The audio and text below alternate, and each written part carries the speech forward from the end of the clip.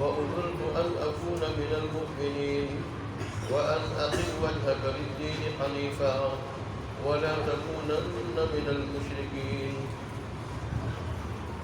ولا تدع من دون الله ما لا ينفعك ولا يضرك فإن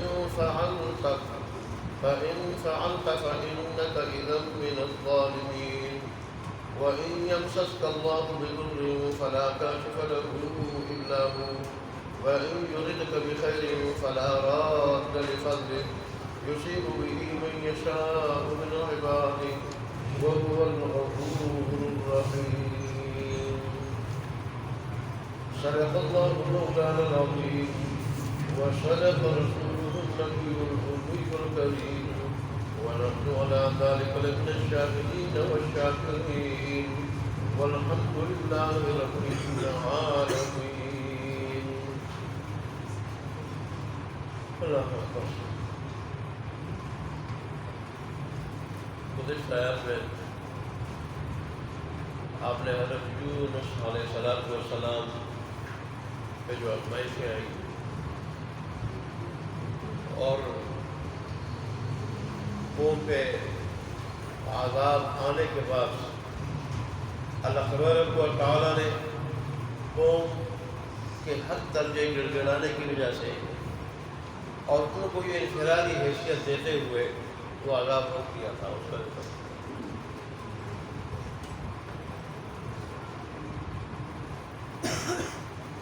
ویسے یہ جو صورت ہے اس کا مرکزی مضمون دعوت القرآن ہے. دعوت القرآن، قرآن کی طرف دعوت دینا. جیسے یہاں پہ قل یا ایھا الناس،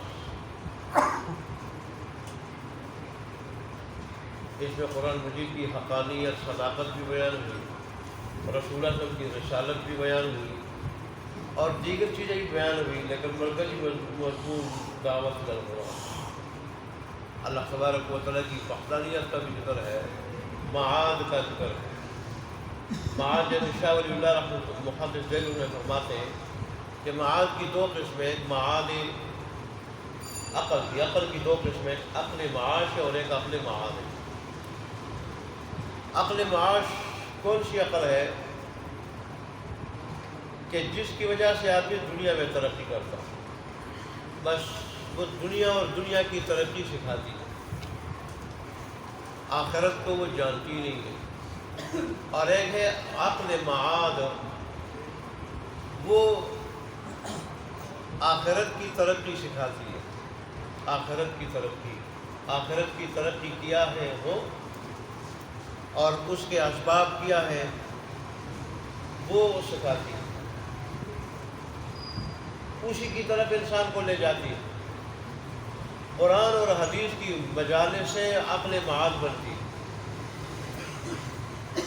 اور دنیا کے دیگر ادارے ہیں، اگر آدمی دین سے دور رہے، صرف ان اداروں پر رہ جائے تو وہ عقل معاش ہی سکھاتی ہے دنیا میں ترقی کیسے کرنا.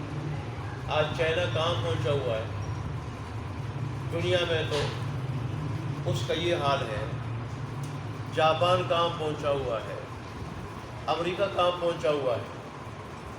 لیکن جہاں آخرت کی بات ہے تو اس میں چائنا والے اتنے گرے ہوئے ہیں کہ ان کو بڑا درخت جہاں نظر آ جائے تو وہاں جھک جاتے ہیں اور اس کو خدا بنا لیتے ہیں. میں نے اپنی آنکھوں سے دیکھا ہے، جامعہ فریدیہ کے پاس بت خانہ تھا، انہی نے بنایا تھا. وہاں بڑ کا درخت تھا بہت بڑا، تو اس کو انہوں نے خدا بنا لیا. اس کے نیچے اچھا خاصا قیمتی سیب پھل رکھ لیتے اور پھر چھپ جاتے کہ ہمارا خدا ہمارے سامنے شرماتا ہے، کھاتا نہیں. وہ پھر طالبوں کی قسمت میں ہوتا تھا پھل، یہ جب چھپ جاتے اٹھا کے لے جاتے. ایک مرتبہ کئی چاندی کی ٹرے لے آئے تھے ساتھ، پھر آئے مدرسے کہ جو پھل تو خیر کھانے کی چیز ہے، ٹرے واپس کر دیں. تو اور ایک مرتبہ ایک شرارتی طالب علم تھا، وہ بہت بڑا گنا ہوتا ہے اور پتے اس کے ہر وقت سبز ہوتے ہیں، وہ کسی جگہ چھپا اور وہاں عجیب و غریب آوازیں نکالی تو نیچے خوش ہونے کے ہمارا خدا بول ہوتا ہے۔ آخرت کے اعتبار سے، رب کو پہچاننے کے اعتبار سے، رب کو پہچاننے کے اعتبار سے، دنیاوی زندگی کے مقصد کے اعتبار سے وہ اس قدر گرے ہوئے کہ ان کو اتنا پتہ نہیں ہمارا رب کون ہے، ہم نے عبادت کس کی کرنی ہے۔ یہ اللہ تبارک و تعالیٰ کا لاکھ لاکھ شکر ادا کرے کہ اس نے یہ قرآن بھیجا ہے اور اس میں ہمیں جانوروں سے زیادہ گرنے سے اور جانوروں سے زیادہ بیوقوف بننے سے بچایا ہے، ہمیں عاقل بنایا ہے اور ہمیں مقام عطا کیا ہے اس قرآن میں۔ لیکن جس کتاب نے ہمیں قرآن عطا کیا ہے، جس کے بغیر ساری دنیا تاریخی پریشانیوں اور قتل و غارت گری میں مبتلا تھی، تو اس قرآن کو ہم دیکھتے نہیں ہیں۔ رمضان میں کتنا بڑا مجمع ہوتا ہے، لیکن جب میرے درس سے قرآن ہوگا تو پھر سارے کے سکنے کی کوشش کرتے ہیں۔ حالانکہ چلے جو لوگ فارغ نہیں ہیں، ان کا کام ہے اور بہت بڑے مصروف ہیں، تو 15-20 منٹ کو وہ بھی نکال سکتے ہیں۔ جیسے دیکھیں جو لوگ نماز کے پابند ہوں، آپ نے دیکھا ان کے دکان پہ لکھا ہوتا ہے وقفہ برائے نماز، وقفہ برائے نماز، تو وہ نماز کے پابند ہیں۔ ایسے جو لوگ سہ روزے کے اور چلے کے اور 40 سالانہ چلے کے اور اس کے سہ روزے کے پابند ہیں، تو وہ ہر سال پورے 40 دن دکان بند کر کے اس کے لیے جاتے ہیں، ہر مہینے میں 3 دن دکان بند کر کے اس کے لیے جاتے ہیں۔ وجہ اہمیت ہے، ذہن بنا ہوا ہے، ذہن بنا ہوا ہے، تو ذہن بننے کی وجہ سے اہمیت ہے، تو وہ اس کے لیے دکان بھی بند کر دیتے ہیں، ہر 40 دن ہو یا 3 دن۔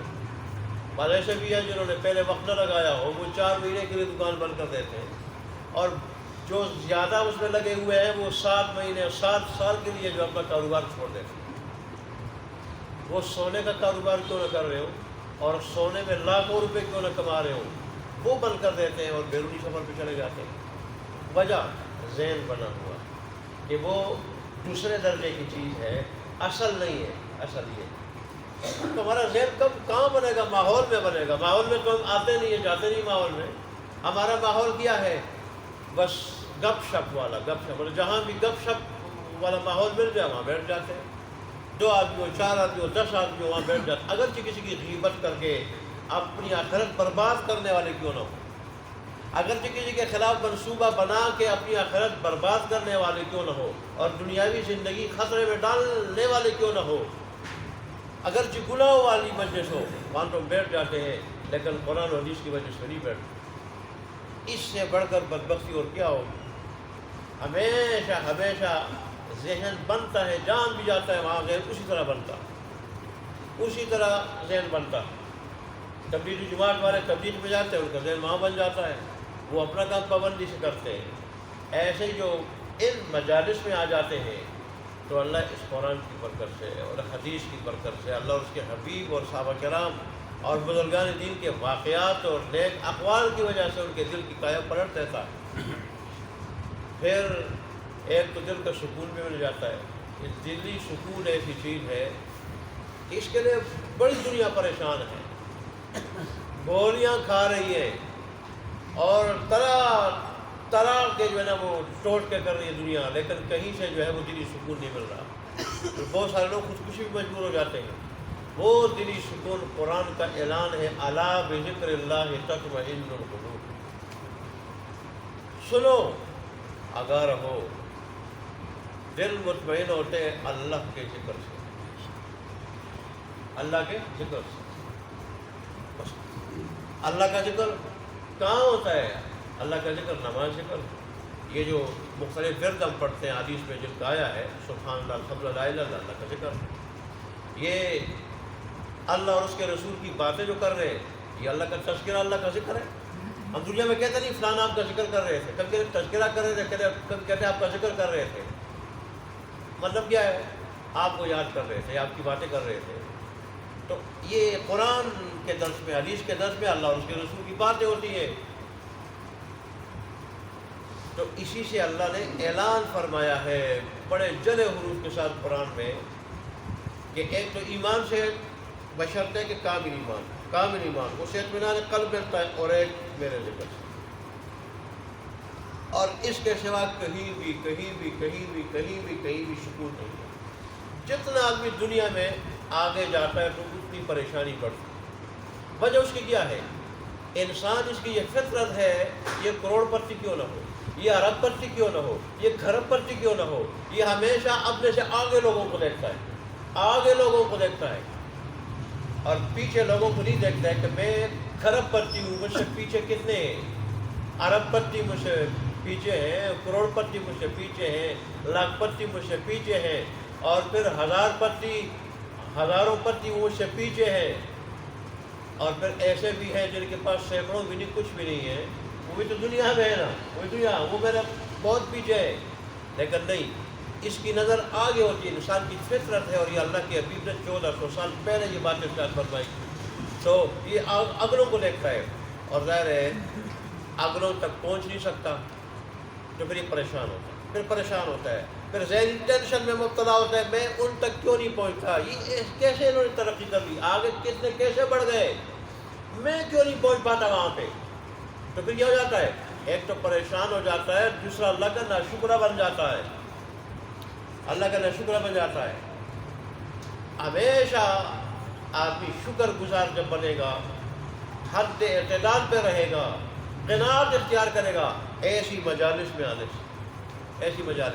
اللہ ہمیں بیٹھنے کی توفیق عطا فرمائے، رمضان میں غیر رمضان میں سارا سال 5 دن، رمضان میں تو ہر دن ہوتا ہے سوائے بدھ کے، اور وہ بھی بیان ہوتا ہے، بیان نہ ہو جماعت والوں کا تو اس دن بھی ہو رمضان میں، لیکن غیر رمضان میں 5 دن ہوتا ہے، 5 دن قرآن کا درس، اور اب 5 دن حدیث کا درس ہے۔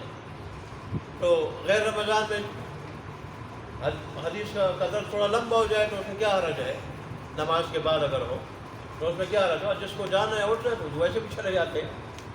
تو یہ پورا سال انشاءاللہ قرآن کا درس تو ہو رہا ہے اور ہوگا، اور حدیث کا درس بھی اب ہوگا، لیکن یہ کہ کوئی بیٹھنے والا ہو نا، تو رسول اللہ صلی اللہ علیہ وسلم والی بات ہے، سارے جہنم میں جائے تو اللہ کی کوئی پرواہ نہیں، سارے جنت میں جائے تو بھی اللہ کی کوئی پرواہ نہیں، ہمارا اپنا فائدہ ہے سننے میں۔ بہرحال بات اور طرف چلی گئی۔ آج کی جو آیات ہے اس میں رسول اللہ صلی اللہ علیہ وسلم نے اپنے دین کا تعارف کرایا کہ میں کون سا دین لے کر آیا، مکہ والوں کو صاف کہہ دیا کہ میں جو دین لے کر آیا ہوں تو اس کی بنیاد اللہ کی وحدانیت پر، اور اس میں شرک سے برات کا اعلان ہے۔ اللہ کی وحدانیت کیا ہے؟ ایک اللہ تبارک و تعالیٰ کو ہی اپنا خالق، مالک، رازق اور مشکل کشا، حاجت روا، معبود برحق سمجھا جائے،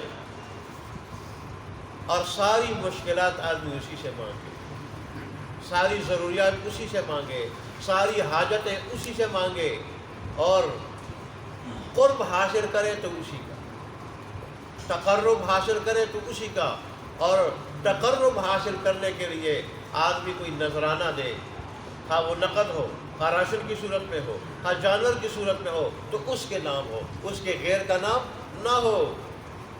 جو چیز اس کے نام، اس کے غیر کے نام کر دیا جائے جو چیز، تو یہ بھی شرک ہے، اور بدترین قسم کا شرک ہے جو مروج تھا عرب کے لوگوں میں۔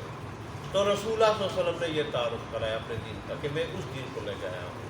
تم جو چاہتے ہیں کہ میں بتوں کی عبادت کروں، اللہ کے سوا نبی کی عبادت نہیں ہو سکتی، ولی کی نہیں ہو سکتی، تو جا کہ میں مورتیوں کی عبادت کروں، بتوں کی عبادت کروں، یہ نہیں ہو سکتی۔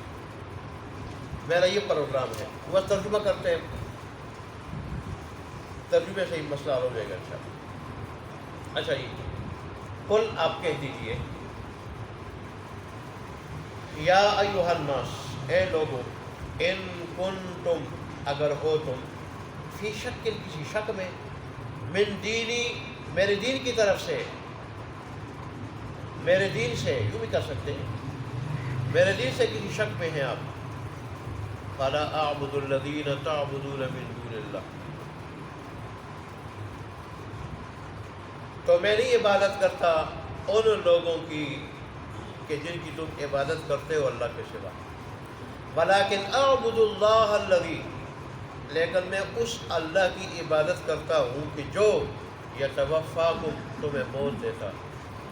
اب اپنی بات نہیں کی، ان کی بات کی، وجہ خطاب ان سے فرما رہے تھے اور وہ منکر تھے اللہ کی وحدانیت کے، اللہ کے آخری آئے ہوئے دین کے، آخری نبی کے، اور ظاہر ہے یہ چیز آخرت میں بہت نقصان دینے والی ہے۔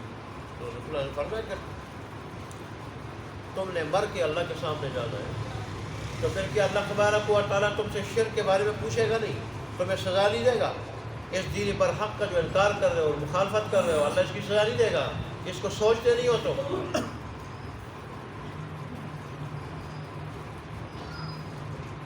اور پھر موت ایسی حقیقت ہے کہ جیسے دہری بھی انکار نہیں کر سکتا، کوئی آدمی موت کا انکار نہیں کر سکتا۔ اس نے فرمایا کہ وہ موت اس کے قبضے قدرت میں، اسی کے قبضے قدرت میں۔ اللہ اکبر۔ وَأُمِرْتُ أَنْ أَكُونَ مِنَ الْمُؤْمِنِينَ، اور مجھے حکم ملا ہے کہ میں ایمان والوں میں سے رہوں۔ ایمان اللہ کی وحدانیت پر، اس کی ساری صفات پر اور جملہ ایمانیات پر ایمان لاؤں، اور پھر اس پہ ثابت قدم رہوں۔ اللہ کا نبی تو ہوتا ہے، یہ ہمیں بات سمجھا رہے ہیں۔ ہمیشہ اللہ کے نبی کو جو خطاب ہوتا ہے، میں نے اس دن بھی کہا تھا، یہ اللہ اس کو کہتے ہیں خطاب خاص مراد عام، مراد عام، کہ خطاب تو اللہ کے نبی کو ہوتا ہے لیکن مراد اسے عام لوگ ہوتے ہیں، اللہ کا نبی ایسا نہیں ہو سکتا۔ اور یہ ہمیں عبرت دلانے کے لیے اور اس چیز کی مذمت بیان کرنے کے لیے ایسا اللہ کرتا ہے کہ اتنی بری چیز ہے، اتنی بری چیز ہے، بالفرض اگر میرا نبی بھی اس میں کیا ہو، میرا نبی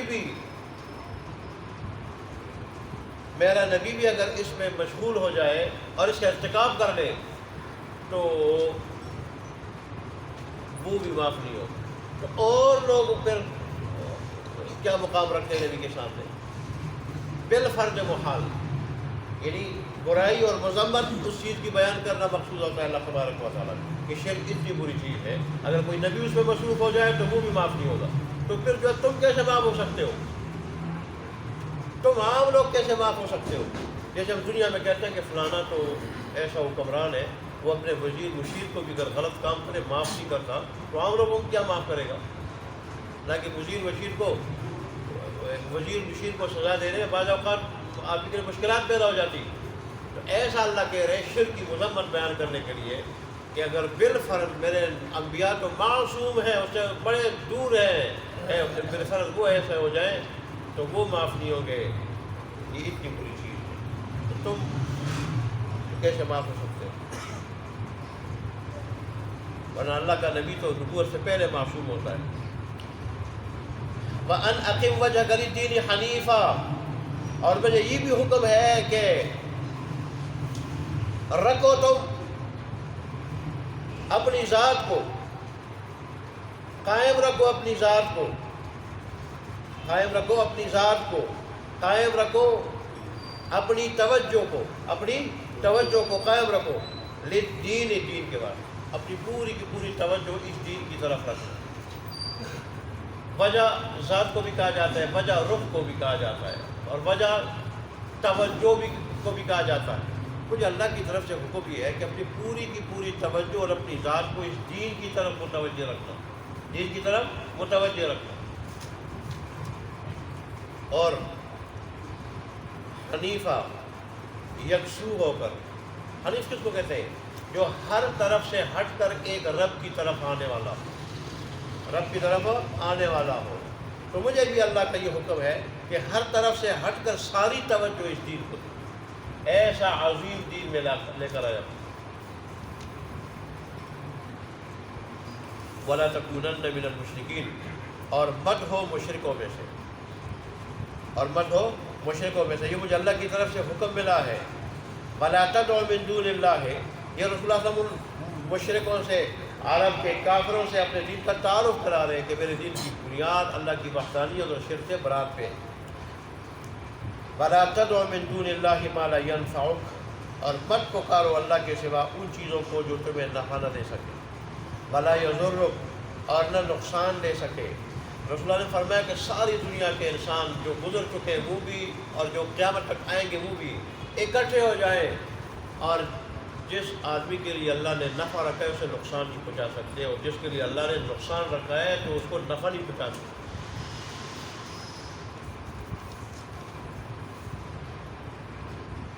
فَإِن فَعَلْتَ، بس اگر آپ نے اس طرح کر لیا، فَإِنَّكَ إِذًا مِنَ الظَّالِمِينَ، تو بے شک آپ اس وقت ظالموں میں سے ہو جائیں گے.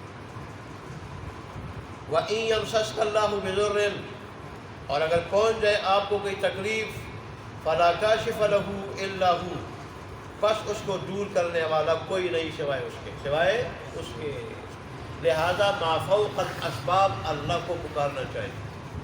تحت الاسباب تو ہم ایک دوسرے کو بھی پکارتے ہیں، اے فلانے ادھر آ جاؤ کہہ دیتے ہیں، یا اسباب کے تحت ایک دوسرے مدد بھی لے لیتے ہیں کہ ہماری حالت ٹھیک نہیں ہے، ہماری حالت ٹھیک نہیں ہے، گھریلو حالت ٹھیک نہیں ہے، آج کل میرا کام نہیں ہے، کچھ میری مدد کر دے ایک دوسرے میں. لیکن ما فوق الاسباب وہ پھر اللہ تبارک و تعالیٰ مانگنا چاہیے. اور ظاہر ایک دوسرے کی مدد کرنا یہ نیکی، یہ نیکی. رسول اللہ صلی اللہ علیہ وسلم نے فرمایا کہ کسی کی پریشانی دور کرنا یہ میری مسجد میں میرے ساتھ اعتکاف کرنے سے، اعتکاف میں بیٹھنے سے زیادہ افضل ہے. کتنی بڑی بات ہے. ہمارے دین نے کوئی چیز نہیں چھوڑی. ہمارے دین نے جہاں عقائد بیان کی، عقائد کیسے ہو، نظریات کیسے ہو، وہاں ہمارے دین نے حقوق بھی بیان کیے، حقوق بھی بیان کیے، اخلاق بھی بیان کیے، معاملات بھی بیان کیے، اس کی فضیلتیں بھی بیان کی ہیں. لیکن کوئی دین کی طرف آئے تو صحیح. اب کتنی بڑی فضیلت ہے. اور رسول اللہ نے فرمایا کہ جب کوئی مسلمان بندہ کسی مسلمان اپنے بھائی کی مدد میں لگا رہتا ہے تو اللہ اس کی مدد میں لگا رہتا ہے. برابر یہ لگا رہتا ہے، برابر اللہ لگا رہتا ہے اس کی مدد میں. اور اللہ کی مدد جس کے ساتھ شامل ہو جائے اس کو پھر کس چیز کی کمی اور اس کو پھر کیا پریشانی ہے. اور اس نے یہ فرمایا کہ جس نے کسی کی دنیاوی پریشانی دور کر دی، اللہ اس کے مقابلے میں، اس کے بدلے میں آخرت کی پریشانی دور کرے گا. تو اب ہماری مرضی، اب کتنی پریشانیاں وہاں کی دور کرانا چاہتے ہیں اپنے رب کے ذریعے، اپنے رب کے ذریعے کتنی پریشانیاں وہ پھر دنیا میں ہم چاہے کہ زیادہ سے زیادہ اپنے دکھی مسلمان بھائیوں کی پریشانیاں دور کر دیں. آج ہم تو پریشانیاں دیکھتے ہیں اپنے مسلمان بھائیوں کے لیے. اگر کوئی آدمی آسانی سے کوئی لقمہ لینے لگے، وہ بہت ساروں کو عزم نہیں ہوتا کہ یہ آدمی آسانی سے لقمہ کیوں لے رہا ہے، یہ آسانی سے لقمہ کیوں رہ رہا ہے، یہ چین میں کیوں ہے، یہ سکون میں کیوں ہے. اور پھر حسد کی آگ میں جل کے کوشش کرتا ہے کہ میں سے یہ لقمہ لے لوں. تو حدیث شریف میں آتا ہے اس کا تو کچھ نہیں بگاڑ سکتا، تو اپنے آپ کو کھڑے میں گرا دیتا ہے، اپنے آپ کو کھڑے میں گرا دیتا ہے. جیسے حدیث میں آیا کہ جو آدمی کسی عیوب کے پیچھے لگ جائے، میں اس کے عیوب تلاش کر کے لوگوں کو بتا دوں، اس کو ذلیل کر دوں. اللہ فرماتے ہیں میں انہی عیوب میں اس کو مبتلا کر کے گھر میں بیٹھے بٹھائے مبتلا کر کے دنیا پہ ظاہر کر دوں گا، اور وہ ذلیل اور خوار ہو جائے گا. اس کا ایک نظام ہے. وہ اپنے بندوں کے بڑا عاشق ہے.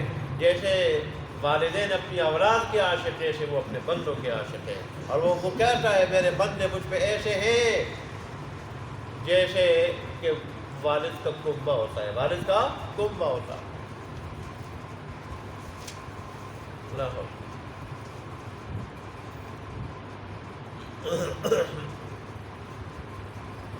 وَإِن يُرِدْكَ بِخَيْرٍ فَلَا رَادَّ لِفَضْلِهِ، اور اگر وہ ارادہ کرے تیرے ساتھ کسی بلائی کا. دیکھیں اب یہ خطاب ہے لیکن مراد جو ہے کہ سمجھایا ہمیں جا رہے ہیں اور عموماً پھر مفسرین ایسی آیات کا ترجمہ کرتے ہیں اے مخاطب، اے مخاطب، کیونکہ اللہ تبارک و تعالیٰ کی انبیاء کو ایسے نہیں، اللہ نے خطاب کیوں فرمایا؟ ہمیں سمجھانے کے لیے۔ تو بعض مفسرین یہ بھی کہتا ہے کہ یہ خطاب بظاہر ان کو ہوتا ہے، لیکن حقیقت میں خطاب امت کو ہوتا ہے، اور ترجمہ ہوتا ہے مخاطب۔ وَإِن يُرِدْكَ بِخَيْرٍ، اور اگر وہ ارادہ کرے تیرے ساتھ بھلائی کا، فَلَا رَادَّ لِفَضْلِهِ، بس اس کے فضل کو کوئی ٹال نہیں سکتا، اس کے فضل کو کوئی ٹال نہیں سکتا۔ اللہ تبارک و تعالیٰ ہم سے بھی اپنے فضل کا ارادہ کرے، فضل کا۔ عبداللہ ابن عباس رضی اللہ عنہ جب نزع کی حالت تھی تو ان کے کفن میں ایک خوبصورت پرندہ گھس گیا، لاش کے پاس چلا گیا، ایسا پرندہ کہ لوگ کہتے ہیں کہ ہم نے ایسا پرندہ اس سے پہلے نہیں دیکھا تھا، ایسا خوبصورت، لوگ تماشا دیکھنے لگے، کفن کے اندر چلا گیا، پھر لوگوں نے کفن بھی دیکھا، نہ باہر نکلا نہ کفن کے اندر، غائب۔ چنانچہ کہاں گیا یہ پرندہ؟ کہ لاش کے اندر چلا گیا، کہاں گیا؟ لیکن جس وقت ان کی لاش کو دفنانے لگے تو اس وقت پھر آواز آئی، شاید اللہ نے پرندے کو یا فرشتے کو پرندے کی شکل میں اس لیے بھیجا ہو، آواز آئی، کیا آواز آئی؟ یا ایتھا النفس المطمئنہ ارجعی الی ربک راضیۃ مرضیہ فادخلی فی عبادی وادخلی جنتی۔ یہ اصل میں نماز پڑھتا ہوں اور بیان بھی کرتا ہوں کہ اللہ تبارک و تعالیٰ نے اس وقت یہ خطاب ان کو سنایا کہ اے نفس مطمئنہ۔ نفس مطمئنہ کس کو کہتے ہیں؟ اللہ کے دین پہ چلتے ہوئے جس کو اطمینان نصیب ہوتا تھا۔ عادی تھا نا، دین پہ چلنے کا عادی تھا، جو اپنے نفس کو دین پہ چلنے کا عادی بنائے وہ پھر دین پہ چلتے ہوئے اس کو اطمینان ملتا ہے، اور تھوڑا سا گناہ ہو جائے بے چین ہو جائے، بے چین ہو جائے۔ تو ایسوں کو پھر خطاب ہوتا ہے 2 مرتبہ، ایک موت کے وقت، موت کے وقت اور ممکن قبر میں بھی ہو، اور ایک پھر اللہ تبارک و تعالیٰ کے پاس جب پہنچ جائیں گے، اللہ تبارک و تعالیٰ کے پاس پہنچ جائیں گے، اللہ بڑا پیار سے کہے گا یا ایتھا النفس المطمئنہ ارجعی الی ربک راضیۃ مرضیہ فادخلی فی عبادی، نیک بندوں میں شامل ہو جائے، ان کے پروٹوکول میں داخل ہو جا، وادخلی جنتی، اور میرے جنت میں داخل ہو جا۔ اللہ تبارک و تعالیٰ ہمیں یہ نصیب فرمائے۔ بعض افراد دنیا میں اللہ دکھا دیتے ہیں، عبداللہ بن عباس رضی اللہ عنہ کے دفن کے وقت اور موت کے وقت لوگوں کو بتا اور دکھا دیا تھا۔ یصیب بہ من یشاء من عبادہ، اپنے اس فضل کو پہنچاتے اپنے بندوں میں سے جس کو چاہے۔ وَهُوَ الْغَفُورُ الرَّحِيمُ، اور وہ ہے بہت معاف کرنے والا، انتہائی رحم کرنے والا۔ وہ معاف نہ کرتا، توبہ کیسے قبول ہوتی، پھر جنت کیسے ملتی، پھر نجات کیسے ملتی؟ وہ تو اس نے اپنی ایک صفت اس کی ایک غفور ہے اور ایک رحیم ہے، اور اپنے بندوں کے ساتھ جو ہے وہ کرتا ہے معاف کرنے والا اور کرم والا معاملہ کرتے ہیں۔